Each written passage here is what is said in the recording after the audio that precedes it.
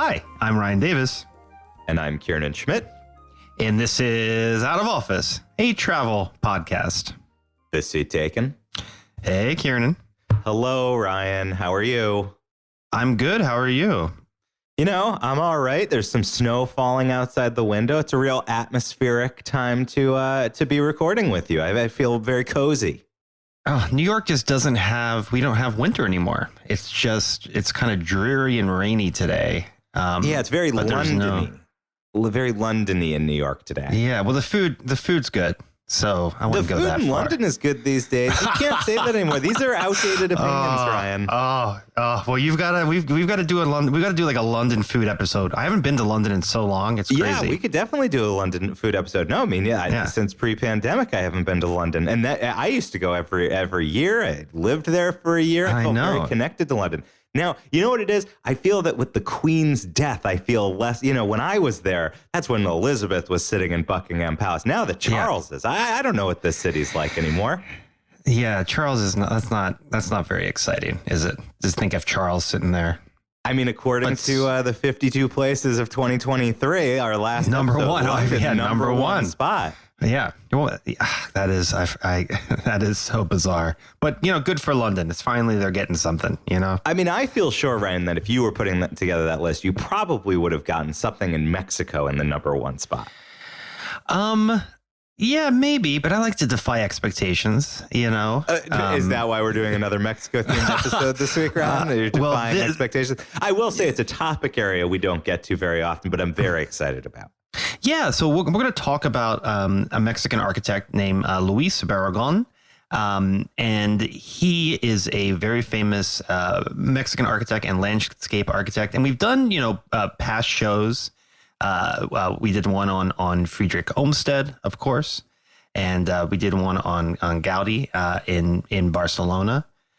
So we've done episodes where we've kind of zeroed in on specific architects. But I'm really excited about this one because both of us are fans of Luis. Yeah, super. I love great use of color. He's very famous for the way that he builds buildings so that light and shadow plays in very distinct ways. And it's a very sort of modern aesthetic. Yeah, it is. It's a very modern, bright, clean aesthetic.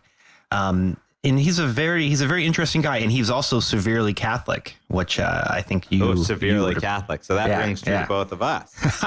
Exactly. Now Barragán himself is passed away, of course. Yes, he passed away in the 1980s. So you're not talking to him. No, we're actually joined by Martin Luque, who is a Mexican architect who lives in Mexico City, who I actually met at a Luis Barragán house during a birthday party not too long ago. And he is interesting because he grew up in a Barragán house. He's going to talk a bit about Luis Barragán, his life, his work, why it's so important, and what's unique about growing up in a house that is also visited by people because it's such a beautiful work of art. Can you, I do think that people who are planning trips to Mexico sometimes learn about Barragán a little too late, because it would be great to book a tour of one of these houses. But I do think they're kind of hard to get into, or you need to book fairly far in advance, right? Yeah, so after we talk to Martin, I'm going to go through some of my favorite spots that I've been able to get into, but I would definitely say that anything you hear us talk about on this episode, be really proactive about getting tickets, because they're very limited on, some of these are still private homes that are just open occasionally for tours, and some of them are public places, but they're all very difficult and popular and very small tour groups. So like when I've done these, it's been 5, 6, 7 people who've gotten to go at any given time. So definitely book those reservations early. And in the show notes, we're going to link to, all the popular ones. Great. And it sounds like, so people should listen to the interview and then stick around for some of those more practical tips about houses you can still visit. Most definitely. Yeah. Well, Ryan, before we get into your conversation, I think we're going to take a listener question. Whoa, yes, we got a question on the old Instagram. That's at OOO Podcast. Like, podcast. And this one is from a listener named Sarah Nicole. And Sarah Nicole said, hello, love the show. Thank you. I'm saying thank you. She didn't write that. I'm a single mom of 4. And it's been my priority to take 3 or 4 vacations a year with my kiddos for many years now. I like to plan about a year in advance, and I'm now planning for 2024 vacations. I am wondering, do you have a list of places you would like to go? Would you mind sharing it? I keep a spreadsheet that plans out a vacation for the next 5 years. Wow. I hope I'm not the only one. Ha ha ha ha. Wow. First off, Ryan, this is a lady after my own heart. She's planning a year out. She's got a 5-year plan.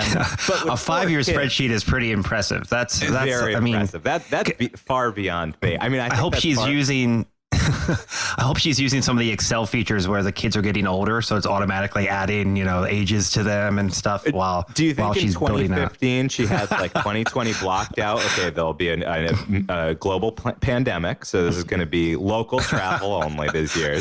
Outdoor travel only. Yeah. If she was really forward looking, she would have seen that. So.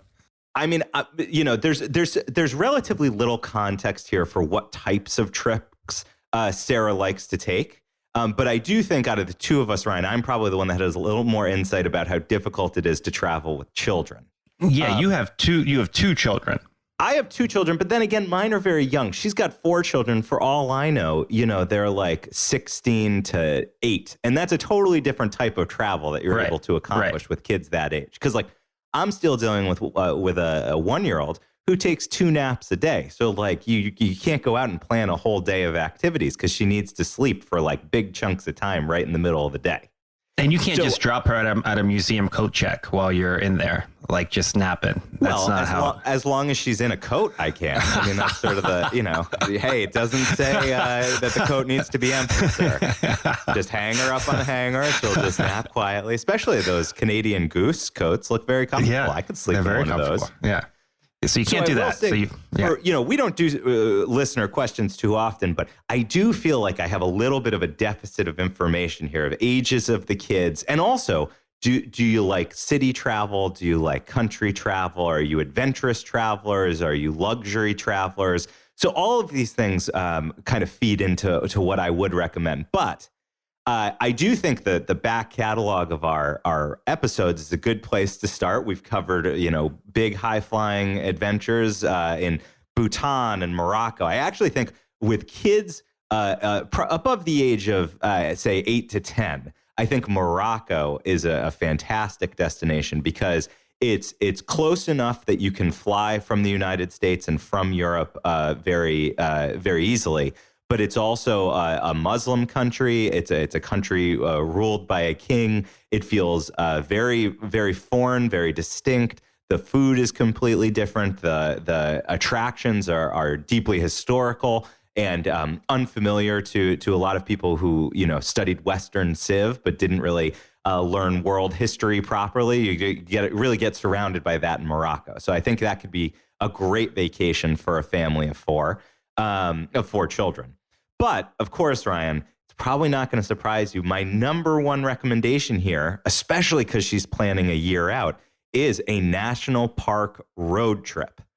And I think that this is great because you get a lot of bonding time with the family as you drive in between the parks.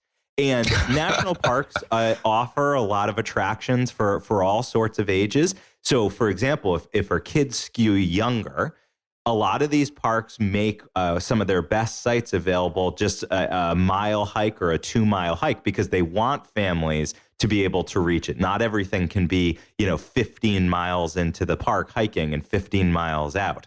So if that's the case, if there's certain restrictions on ages or mobility, national parks can deliver on that. And also you can get fairly affordable housing in the lodges, but she's a year out, so she actually has time to book enough beds for 5 people, which that's actually a pretty difficult thing to do with a group of 5.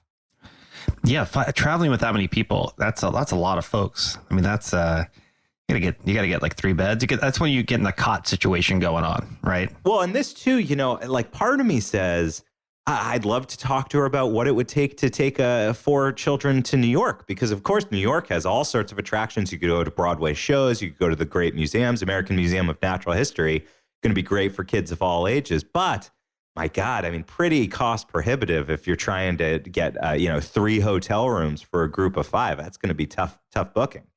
That's not how my family traveled. We could put 5 in a single hotel room. No problem. Oh, I mean, I can tell you quite famously in the Schmidt family lore, when I think I was 2 when we drove down from Connecticut to Disney World, and we drove in a camper, and everyone had a bed except for me, and they put pillows in a drawer, Ryan, and I slept in a drawer. It's like something that is not.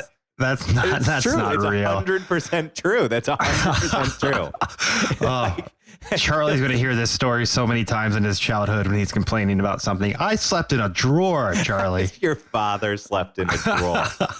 Now, on the topic of national park vacations, what I like to do is I like to pick a region where you can hit 3 or 4 parks. That's something you could accomplish in about 2.5 weeks, especially if the distances between them are, shorter than like an 8-hour drive. You can devote a day to driving and then get a whole bunch of new attractions. But if the family is looking to go a bit further afield, I'm assuming, I believe that she's an American listener, and maybe consider Canadian national parks, because they're a little less populated than a lot of the U.S. national parks, but also just gorgeously beautiful. And you get to use your passports, which is always fun. Although you don't need your passport if you're driving into Canada, right? You can use your real ID. No, I think don't. Oh yeah, sure. I think you're right about that. I think you can use your real ID now. But I like driving into Canada. It's fun. Yeah.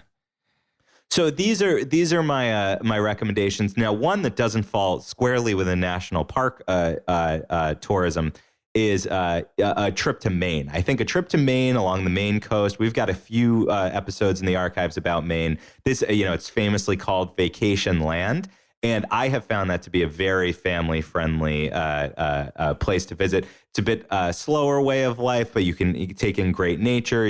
There's some excellent museums you can visit. There's a few small, very manageable, very affordable cities. We've got a Portland guide, I know. And there is Acadia National Park, though it does get very crowded on the major tourist season. So I would potentially look to try to get one of the shoulder seasons, or maybe a winter trip. Maybe you guys can do some cross-country skiing and snowshoeing. That sounds fantastic. I love Maine. It's awesome, and I'd love to explore it more. So I think my main thing is, Sarah Nicole, if you want to follow up, give me the ages of your kids, show me some of your interest. And for future listeners, for your questions, give us some more specificity so that we can really tailor the recommendations. But thank you for the question. And by the way, Ryan, I do very much intend this year that we're going to do a traveling with children episode or two, maybe bring on an expert. And I myself, I am within a month, I'm taking a 1-year-old and a 3-year-old on their first plane ride.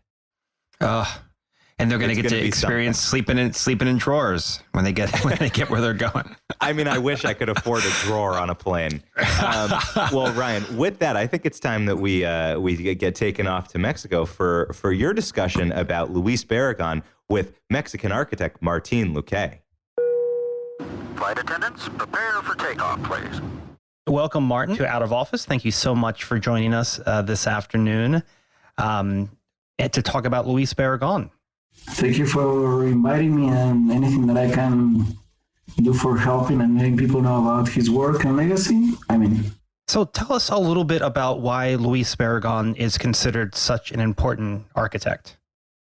Luis Barragán is considered a very important architect, not only in Mexico, because he could join something that it seemed at the time pretty much impossible to join, which is tradition and vernacular knowledge, not only Mexican or from Mexico. He also joined it with modernity or as a very modern contemporary language. So this was something that didn't happen at the time. It was something that just a few architects they could manage, and they were very misunderstood at the moment. For example, Frank Lloyd Wright tried to do that kind of thing, when he went to LA and doing this Mayan concrete architecture. Louis Kahn did it in a more abstract way, or Carlos Carpa in Italy. So there are only a few, and some authors and critics, they call this critic regionalism. So Luis Barragán is very important for joining these two approaches that they seem very, very far away from each other. So what does that mean in practice when you see a home or a space designed by Luis Barragán? What are some of the features that you might notice? Well, for example, something that Luis Barragán was really into was how you could create places with serenity, beauty, or nature, and the way that you can transform that into your own universe. So when Luis Barragán was trying to explore this, or his personal approach to architecture, he joined ancient knowledge like Persian houses, Moorish houses, how the space could be used in a ritualistic way. For example, when you enter to a house that Luis Barragán designed, you have a series of transitions in order to be separated from the dynamic of the street. And this is something that Persian ancient houses, they used to do. They had a space that it was only for you to be contained, like 10 minutes. And it had very interesting features. For example, there were flowers like jasmine or fragrances like orange, and the only thing that you could see there was the sky with an oculus on the ceiling. So and this kind of ritualistic approach is something that he took from this kind of architecture, but he also joined it with contemporary constructive methods or the abstraction of the space, that not using ornament in a figurative way. He was using color for expressing emotions or light in the space, but in a very, very abstract way. So that's one of the features. Other features that you can find in Luis Barragán architecture is how he's trying all the time he's trying to connect you with natural elements and not in a romantic, nostalgic way. He tried to do it in a more poetic, contemporary way. When you introduce the light, you don't see the windows, you don't see the skylights. It's more about being in front of it, almost touching the sky. So he's known also for the way that he incorporates natural elements like light. How do you see him use light, and can you give some good examples of that? Well, Luis Barragán's approach to light is very, very specific. He was part of a family that was very wealthy but very Catholic at the same time. Remember that Luis Barragán was born in 1902, so his context is a completely different situation. So the religion is a very important feature in his life. And the philosophy that he used to practice is called ascetic philosophy or asceticism, which you can find it in Catholic religion with Franciscans, but you can also find it in Zen Buddhism or Tao and also Shinto. Well, the point of this is the use of light. So the use of light is very existential. It's more about how you can translate this universal language of light into architecture. When we're happy, we say that we are in light. When we're sad, we say we're going to darkness. So he tried to do that kind of approach, more poetic, more abstract. And in the aesthetic vision, for understanding light, you need the presence of darkness. So you are always going to be in the middle of this dynamic of change between thresholds or corridors that they seem very dark in order to be exposed suddenly to spaces filled with them. But that is the trick, how you can accent light through darkness. So, for example, there are metaphors that he used in a building called Chapels of Capuchins, where the metaphor is very, very beautiful. It's something like that. With all, you cannot turn off the light of one single candle, not even with all the darkness of the universe. So he's trying to do that kind of thing in architecture. And what years is Luis Barragán designing these houses and these neighborhoods in Mexico City that he's so well known for? Well, for understanding Luis Barragán's vision of architecture, we need to know about his life. The only title that he gave to his practice is autobiographic architecture. So it's a reference to his life. For example, he was born in Guadalajara in Mexico in a very, very rural context. So we're talking about horses, we're talking about telegrams, we're talking about handwriting in letters, we're talking about making your own clothes by someone that is local. We're not talking about shopping malls, cars, airplanes, traveling in a fast way. We're talking about a completely different universe. So if we want to understand the final work that he's very known for, we have to know a little bit about his life. And Guadalajara had these very, very beautiful landscapes and handmade materials on the walls like chalk or earthy colors. You could find very different bricks or ceramics on the rooftops. So the horse riding dynamic was very important in people's life at the moment. When he traveled the first time to Europe, tried to imagine this, he took a boat. The last time that he went to Europe, he took the Concorde. So I cannot imagine what is the feeling of remembering your first time in a 2-month trip on a boat and the last time on a 2-hour flight. And this is important for his architecture because when he went to Europe, he found a lot of influence of La Alhambra.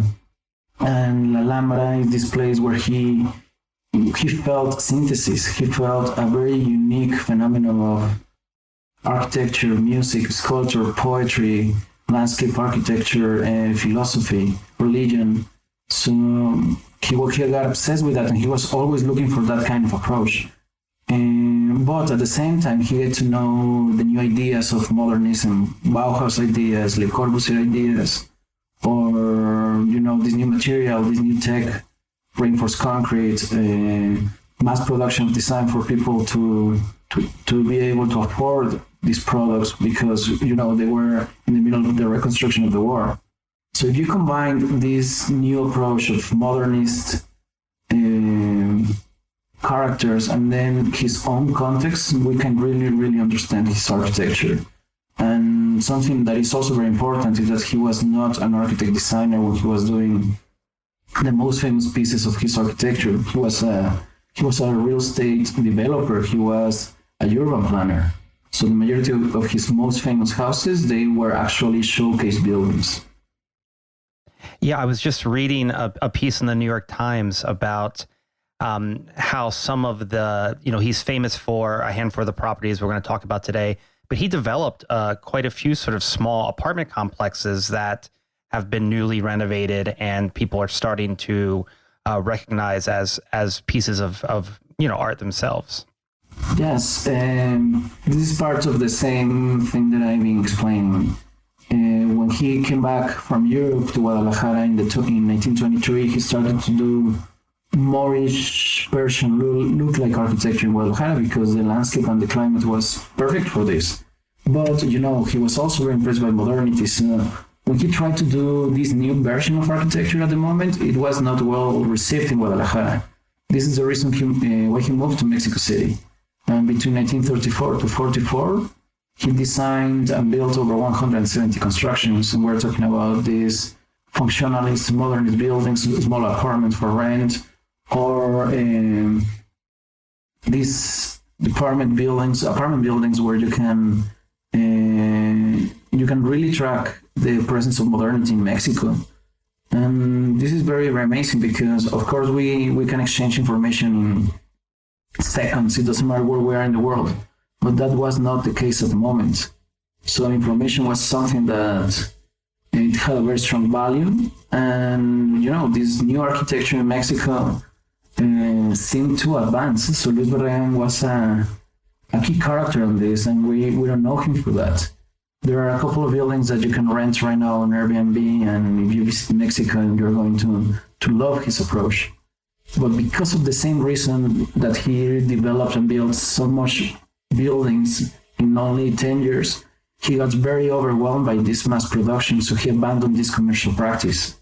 And because of this, he tried to re-explore this landscape garden solution by Persians or Moorish that he saw in Alhambra with a modern vision. So that is a short way of describing how important Luis Barragán was in this specific period of time in Mexico. Between 1934 to 44, he designed and built over 170 buildings. That's an incredible output. Now you have a unique experience of having grown up in what I believe is the last of his architecture, last of the houses that he built. That's correct, right? Well, it is the last house that he formally built as Luis Barragán alone. Then he had a partner called Raúl Ferreira, and it was a different phase. They built just a few pieces, but none of them was visited by Luis Barragán personally for changing these important things in presence of architecture. What I mean is that he used to change so many things on the construction site because you cannot replace that one-to-one scale. So the house that I grew up in, it's famous because of that, because it is the last house that Luis Barragán visited and built by himself. So that's why it is considered the last work of Luis Barragán. So, and he visited that property, I was reading, and there's a huge tree in the middle. And he says, don't cut this tree down. I'm going to build the house around it. Can you talk a bit about the house and how it's designed around this gorgeous tree? Well, the context of the house is very unique. For understanding Luis Barragán's late vision of architecture, we need to think every piece of these buildings as a unique entity. In the case of the house, Luis Barragán was retired at the moment. He was just living in his house. He didn't have an office anymore. There were no secretaries. There were no model makers. There were no draftsmen. So he had 10 years of not doing anything. And my father and his best friend, Francisco Gilardi, they had the vision of hiring Luis Barragán as their architect. They wanted a double program project. It could be an advertising building or it could be a house. So this was a business strategy because they wanted to do things in the house. They were into publicity, so they wanted to host PR events. They wanted to host exhibitions. They wanted to host clients that they were dedicated to museums or galleries. So Luis Barragán was the option for this, but Luis Barragán was retired at the moment. So the first time that they approached the architect, they were rejected by Barragán. Barragán explained to them that he was a developer, that he was not an architect designer. But MoMA appeared in the context, and MoMA wanted to make a retrospective about Luis Barragán's work with the condition to show something new on that exhibition. With that urgency, Luis Barragán called back my father and Gilardi, and he accepted the commission. And it became this very famous house of the tree, because when he visited the plot, he mentioned to the curator of MoMA that he was going to build a house around the tree. The tree was going to be the design excuse for the project. And as I was telling you, he was obsessed with the concept of gardens, and the only green element that we have in the house is this jacaranda tree, and you can consider that the garden of the house. Of course, it's a very minimalist approach, but still, if you get to modify just one single element of nature, that's considered a garden. It's a beautiful house. And earlier, when you were talking about going through sort of a darker space and then opening the door, I'm imagining the yellow hallway in your home that you enter into the swimming pool area, because it does have that kind of feel where you're going through sort of a darker space and you open that light and it lights up. It's really a magical place, and I'll post a picture of it on the Instagram. Well, again, I think the combination was amazing. Try to mention this. You have two young persons that they have a very strong vision of what they wanted, but they were young, and this is important because when you're young and you want to do something for yourself, you're open to new ideas. My father was 28, Gilardi was 32, Barragán was in his late 70s. So as an old architect, you are very experienced and you have very crazy ideas. It is a perfect combination because you have young clients that they are pushing your ideas to a new level. And Luis Barragán wanted to do these ideas. And the perfect excuse was the MoMA exhibition. If you're invited by MoMA to show something new or show your most recent ideas, this project was the perfect excuse for this. So that's why my father's house is so different to the rest of the buildings, because what Luis Barragán was not trying anymore to create a revival of haciendas or convents from Mexico. He was pushing further. And in the case of the transitions of the house, it's very, very beautiful because we're talking about here about synthesis. These 10 years that I mentioned that he was retired, it's a moment of synthesis. So you're not working anymore, but you never stopped thinking. So 10 years of thinking, I think, was a nice process for the house. And when you enter to the space, color is something that is important for accenting and your perception of it. But what is fun is that the color was the last part of the process of Luis Barragán. So the architecture and the space is there. In terms of Luis Barragán, color is just something that helps you to accent space for making it bigger or smaller, lighter or darker. So in the case of the house, it's how can I place it? It is a manifesto of Luis Barragán's idea in a very abstract way. He's not copying or referencing in a figurative way anymore. He's now using his personal language. Right, because he's at the end of having designed all these incredible buildings, and this was really his swan song that was going to be in that MoMA retrospective, which I was just reading about in preparation for this episode. It seems like he really became very globally famous near the end of his life. He won the Pritzker Prize. He got this MoMA retrospective. What do you think it was that sort of drew people to his work, later in his life? Well, sometimes it seems like Luis Barragán was a very misunderstood architect and artist, but he was a very good PR guy and business person. So he was always involved with people that they had a strong presence in the scene. For example, he was a very close friend of Philip Johnson. He had a very interesting relationship with Louis Kahn, or people with the Time magazine. He was doing Pedregal. So he was very good at that. But when he won the Pritzker Prize, it was a surprise because no one really knew about the scene in Mexico until Luis Barragán started to be famous because of the Pritzker Prize. And right now, it's interesting to see the influence of Luis Barragán in different architects. Contemporary architecture actually seemed closer to Luis Barragán's vision than the architecture that was done at the time. For example, no one, or almost no one, knows that Luis Barragán was hired by Louis Kahn as a consultant designer for the Salk Institute in California. And you can see the letters, you can see the sketches. And Louis Kahn paid a lot of money to Luis Barragán that he never cashed because it was a relationship of respect. Or there are many projects that Luis Barragán was never able to finish. For example, he designed the guest house for artists to the Menil Foundation in Texas. So he was always there. He always had this vision of going further and being contemporary in a local way. But, sometimes this refinement in architecture is never going to be able to be commercial. Now, you mentioned that he has inspired a lot of young architects. You yourself are a young architect. Was that a coincidence that you grew up in Barragán's house, or was there a lot of influence? You thought about architecture more than most kids did? No, we're three boys and someone had to be the architects. I took that responsibility. But, well, my brothers, Carlos is a chef, Eduardo is a photographer, so I think all of us, we went into a creative field.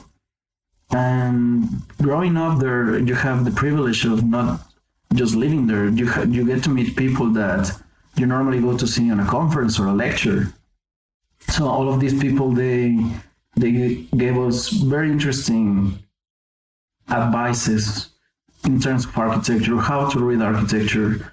I get to meet so many famous architects in my house, like Zaha Hadid, Kengo Kuma, Toyo Ito, Tadao Ando, Frank Gehry, and you just mention any architect. If you go to Mexico to study architecture, you're probably going to be in my house. So this is a unique scenario where you can ask whatever you want, because normally these people, they are the center of the scene.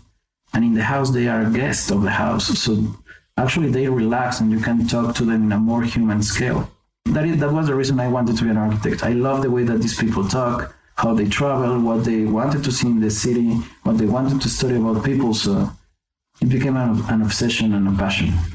And you actually worked on the renovation, the refurbishing of the house. Is that correct? Yes, it is. When I was finishing my architecture school situation, I found the constructive drawings of the house. And it occurred to me that we could use the same model as the most famous houses in the world. And in the case of the house, it was already famous. So it occurred to me that we could restore the house in a very slow and patient way, because the process of Luis Barragán was, again, very ritualistic and filled with handmade processes. So first we started to do this in terms of archaeology, how he did it, how he did the textures, the composition of the colors, the combination of materials on the floor. And when we had everything clear, we started to restore the house. So yes, that was my first project of architecture. At the beginning, I was very scared because, of course, if you ruin this kind of building, that's going to be something very, very bad. But it didn't went that way. So that's how I started my practice with my father's house.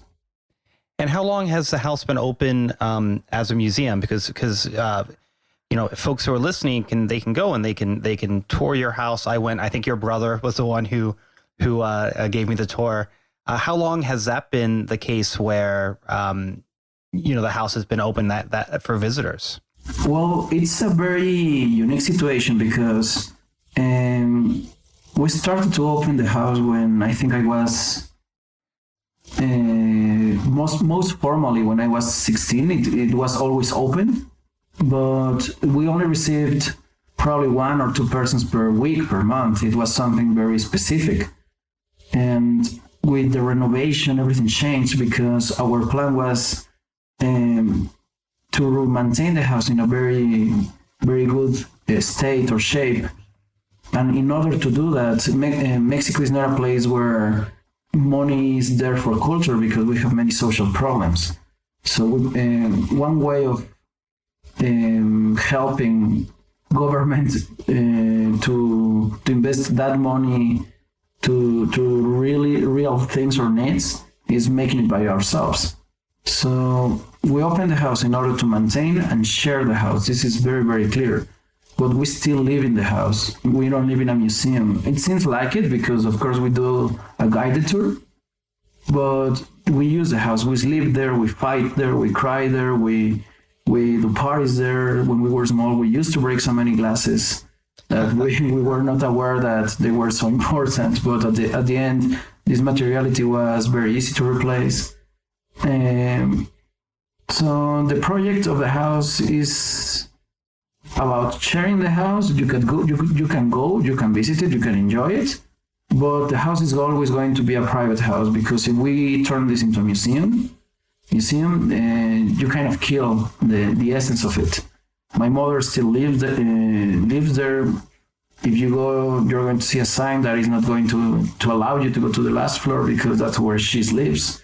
But the moment that we stopped with the visits, my dog Bruno, he gets to go in every place of the house. We chill in the house. We listen music.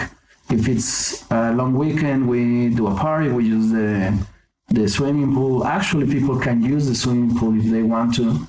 We're opening the house to new experiences because my father's vision was always about sharing this house with people. So that's why we do it. Well, I encourage people to go. It's a beautiful house, and I hope you start hosting the brunch there again, because I miss that, and I would love to get to eat in that beautiful courtyard. We're planning on doing that again because of the pandemic. Of course, everything was different, but yes, we're going to do it again. My brother and me, we have a project that is called Architaster, and it's about mixing culinary design with architectural design, and most importantly, in a Luis Barragán's house. So there are so many places in the world that the approach is very nostalgic. You visit these places and you imagine how would it be to use these places. We don't want that in the house. We want people to use the house.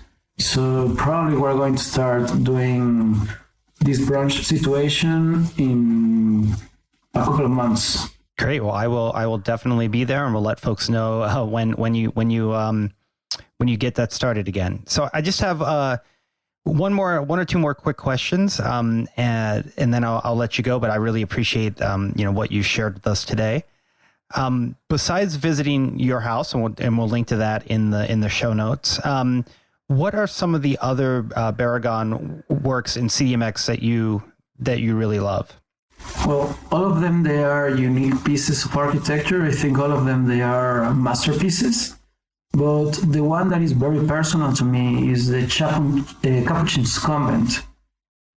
This is a very beautiful place, and I visited that place so many times in so many occasions, and mostly when these cloister nuns, they are using it for a mass or for a ritual, you really get to feel the essence of architecture.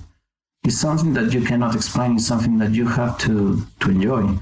So I would invite people to go to the convent and Casa Pedregal. Casa Pedregal is a statement of how you can live in communion with the landscape. So I would recommend people to go to these places, Casa Pedregal and the Capuchin's Convent. And that's where we met. We met at the restaurant there. Yes, Tetetlan. Yeah, is that the only the public project? Like are there other restaurants or that were designed by Barragán? Because that's a very unique place. It's very cool. Well, the place where the restaurant is, the stable, they used to be the stables of the house. It was renovated by the owner, but with Luis Barragán's vision, I think, and it was very good. It is very good.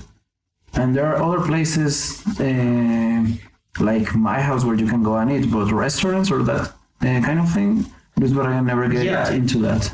The interesting things about that place in particular is it was built in it's like a black volcanic rock that's sort of the house and the restaurant, or the stables at that point, I guess, were actually built into this rock. Yes. South Mexico City was a volcanic landscape. It's very interesting because there are some ruins that their name is Cuicuilco. And we think in architecture that they are the founders of Teotihuacan and they are survivors of a volcanic explosion. So that is the reason why they moved from South Mexico City to the north. And because of this volcanic eruption, Pedregal was made. Actually, Pedregal means rocky place, and it's a lava desert landscape. The vision of Luis Barragán was to build around this volcanic formation. With his vision, you could not buy less than 2,000 square meters, but you could only build 10% of the plot in order to keep the presence of volcanic formations and the local flora of the space. So Pedregal is a very, very beautiful project. If you get to see the images of how it used to look, it's a shame that people at the time didn't respect it. But it was going to be, or it was for a moment, the most important development in the world. So these lava formations, they were unique, and they went into the house, and you could see this volcanic landscape at the end of the horizon. It was very, very beautiful. Well, it's a shame that not all of it is left, but very cool that there are some places in that neighborhood you can still visit. Yes, you can visit Casa Pedregal, which is the first house that he designed there. And something interesting is that in the 40s or late 40s, there was something happening in LA and Palm Springs because of a magazine called Case Study Homes. Because of this magazine, everyone in Mexico wanted to have a glass wall house. And Luis Barragán's vision was that we needed walls for being protected from not only natural elements, also for the noise and this fast dynamic of the street, but open to gardens. And the problem was, and still is, that when you do commercial architecture, you don't really think about other needs like spiritual or emotional needs. Time is something that is not there, so you don't have time or space for this kind of approaches. And Barragán, I read a quote of his that said, if you're not thinking about serenity when you're designing the space, that you're not doing it right. Yes, the quote is a very nice one. He explains that there are many valid solutions for one architectural problem, but the one that gets closer to serenity, beauty, and nature, that is called architecture. Well, Martin, thank you so much for joining us here on Out of Office. It's a real pleasure, and we're linked in the show notes to Casa Gilardi, and folks can check that out. And thank you so much. Thank you, Martin, for joining us. At the end of the interview, he asked if I could, let folks know that he was dedicating this conversation and the work that he's doing at the house to his father's memory. His father, Martin, as well, just passed away a few months ago and was a really interesting guy. And I'm going to link in the show notes to a little mini documentary that shows him talking about the house and his experiences, with it over his life. So a really lovely man. And I want to thank Martin for joining us. And it was a great interview. What a great kismet that you happened to meet Martin, Ryan. What a great conversation and such a cool topic to learn about. Thank you. And one of the interesting things was, so I was actually at a birthday party for my friend Luke, who lives in Mexico City. And it was at this restaurant, Tetlan, Tetetlan. And there's a surprise T in there. Yeah. There's that T jumps out at you. This is T, yeah. And this is actually in the neighborhood, Pedregal, which we were talking about in the interview, with all the volcanic rock. And so this is in an old stable for a house that Luis Barragán designed. So you can go and you can have dinner at this place, and you can tour the house. I would make the house reservations are much harder to get than the dinner reservations. But even if you don't get a chance to tour the house, you still get a chance to see it. And the restaurant itself is really beautiful with this volcanic rock and these kind of strange these floors that are kind of see-through. They're kind of, and they let you see like underneath like the old rock and like old parts of the stables. Luis Barragán loved horses. So he designed a lot of stables, and these were some of the stables that he designed in Mexico City. And it's, you got to love that these places that were originally stables are now places that you have to fight for reservations. Yeah. Well, it's also interesting. Yeah, I mean, because that neighborhood was kind of the suburbs, and now it is totally bustling, and you can't imagine building more places there, right? Like everywhere in Mexico City, it's a very busy place. But this is a really cool restaurant, and the house is next door that you can tour. And the owner of the restaurant owns the house, and because it was my friend's birthday, he took us on like an unprompted like evening tour of the house. And he made me drink quite a bit of mezcal. I wasn't hard to convince, but he was like, drink. Yeah. He's like, the price of admission to the house is a shot of mezcal. I'm like, all right, I'll do it. Fine. Well, right, but it was really cool. This is something that's so great about your approach to travel, is that you're always open to these chance magical encounters. I feel like this really bears that out. Yeah, no, it was a very magical evening. So I'm glad that I got invited to my friend's birthday, and I'll have to be there next year, see what he comes up with for his next party. Another house that I'll link to in the show notes is Martin's family's house, Casa Gilardi. really beautiful house, as Martin mentioned, the last project that Luis Barragán worked on, where he was actively involved and went to the site and really did a lot of design on the house. It's incredible. The link in the show notes, you can get tickets to tour the house. His brother was my tour guide, so you'll probably get a family member as well. Another place. So this is, I think, probably the most famous of all the Luis Barragán places to tour in Mexico City. It's his actual house. This is an UNESCO World Heritage Site. Casa Estudio Luis Barragán. And, this was designed in 1948, and it feels so modern and fresh that if I told you it was designed today, you'd be like, who's the architect? It's fantastic. So a really magical place to tour. Again, get your tickets in advance. In the show notes, I've got a link there where folks can snatch those up. And Ryan, do you have any sense why I feel like this house does not get on the list of must-dos for everyone that goes to Mexico City, but it seems like it should? I mean, there's just so much to do in Mexico City. It's a very cool house. And if there was slightly less to do in Mexico City, it would be even more popular. Spot. But look, but you still got to get your tickets pretty early, because they don't let that many people, in the house at any given time. And the tours are very specific. So you do got to get your reservations early on that one. And then the most difficult one, and one that I actually never figured out how to get in on my own. My friend Jared in Mexico City, who's an architect, figured it out. And this is the Convent of Capuchinas. And this is Capuchins. The Capuchins. The Capuchins. What do you know about the Capuchins? Of course. That's what that's the order that the monkey is named after, because the fur of a Capuchin monkey looks like the vestments of a Capuchin monk. That is so funny. I didn't know that.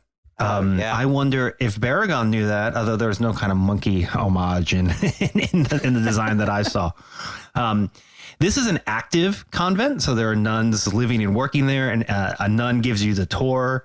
You get to see some of the public areas, including the chapel, which is really beautiful, classic Barragán with the natural light and the bright yellow. And it is just a really gorgeous, it's interesting. You go to a lot of churches. This is just a totally different take. This modernist Catholic chapel is very different than sort of the stuff that you're used to seeing in the big kind of Catholic cathedral. So really, really beautiful. There's a link in the show notes.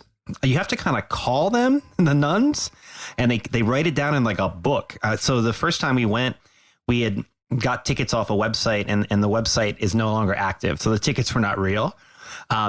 So we this is all going on in a conversation between the nun and my friend. So he gets us in the book. It's the book of life. She opens it up. It's like a huge book, and she's got the dates that she's going to be doing the tours, and she writes it down. So definitely give them a call. You might even have to go there. Have Google Translate ready. Yeah, but this is not. This one is not as easy, and it was closed for a long. I've tried to get into this convent for 3 or 4 years, and it's been closed so long because of COVID, and they've just recently started doing tours again. If you go on the weekends like we did, the nuns sell tamales right there in the front, and they were pretty good. Oh my God, this is getting better and better, right? They were pretty good tamales. Great.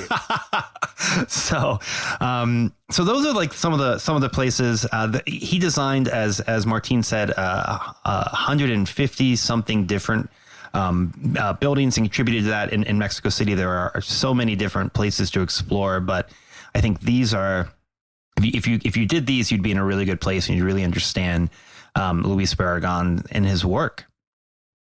Fantastic. You've definitely, obviously the modern chapel is going to be top of my list. It reminds me, I really when people say Catholic Church, you get a certain image of this, cathedral, almost sort of high vaulted ceiling sort of look. And so when you see a modern chapel. I mean, famously, Matisse designed a chapel in Vence, France, and has always been on my bucket list. And now I'm going to add this Capuchin one to as well. Especially, I don't believe that the Matisse one, you can get tamales made by nuns.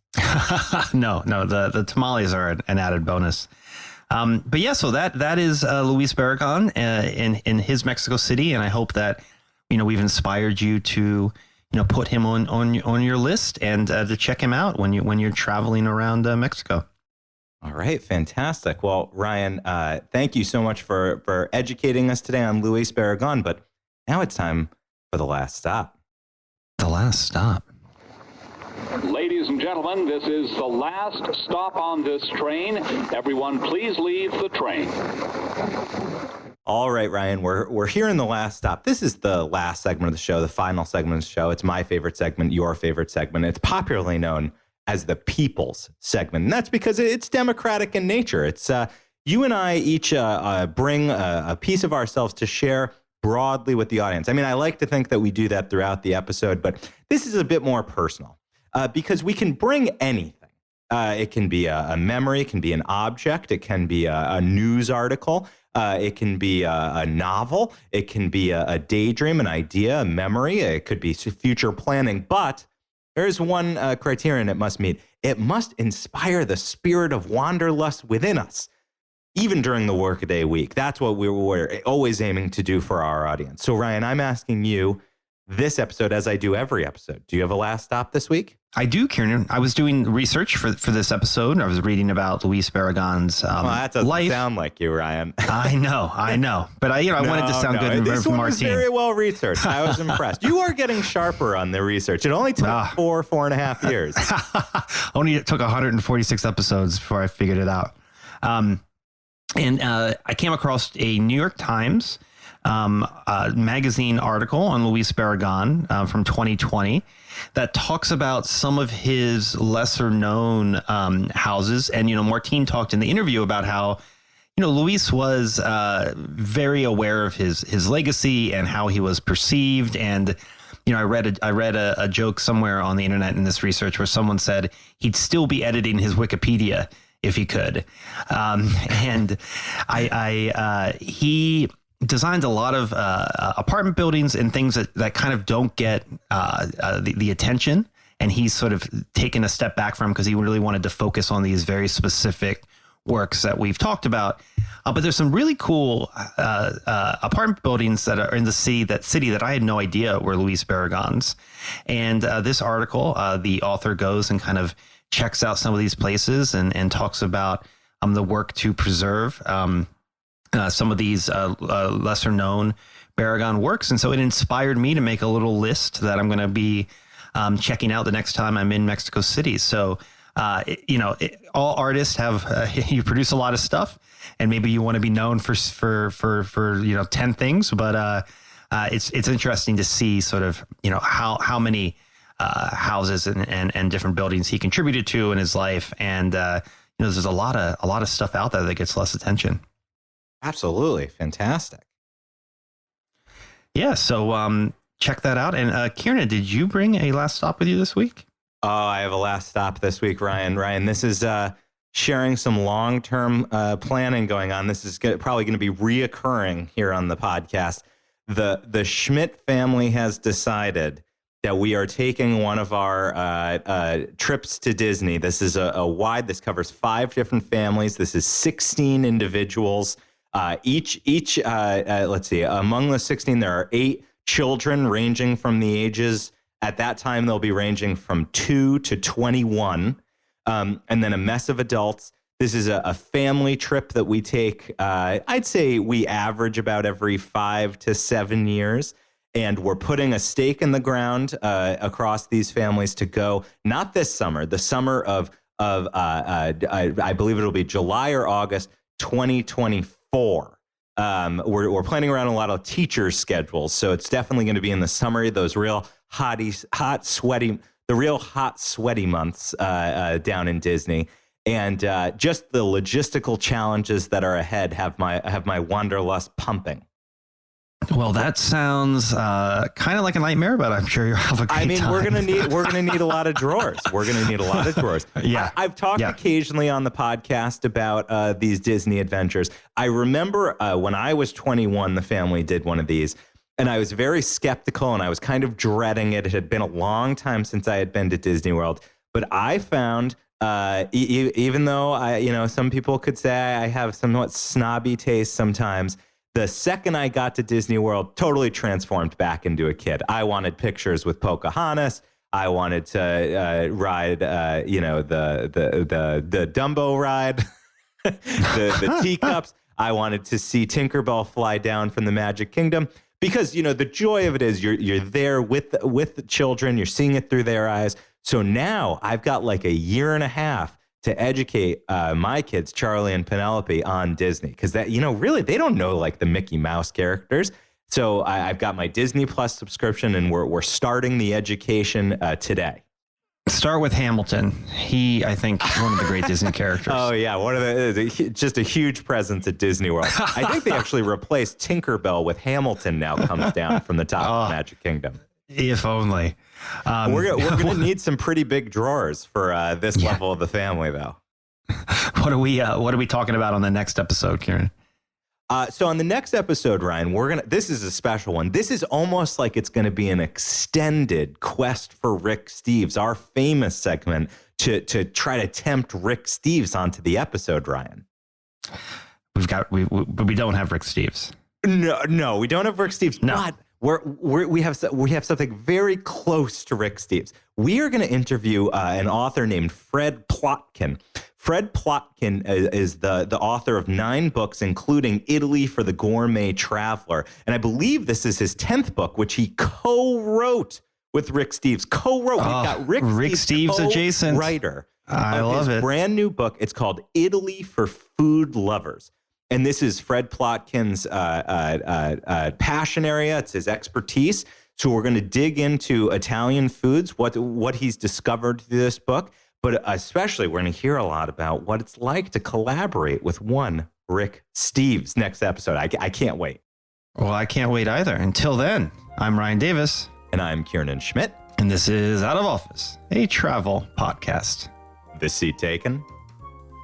Ryan, did we say anything political on this episode? I don't think so. We were good.